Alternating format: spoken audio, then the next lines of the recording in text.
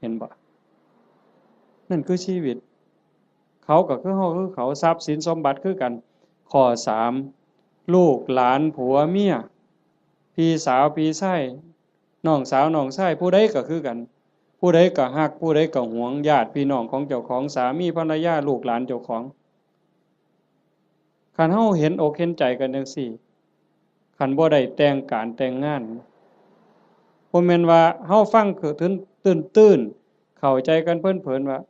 ศีลข้อที่3นี่ไม่ให้ล่วงเกินสามีภรรยาคนอื่น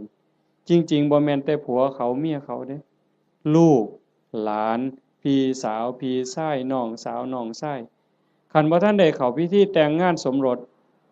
พ่อแม่เขาบ่ทันอนุญาตเฮาไปล่วงเกินเขาก็ผิดศีลข้อนี้หมดข้อ2เจตนาเป็นเครื่องงดเว้นจากการถือเอาสิ่งของที่เจ้าของเขาไม่ได้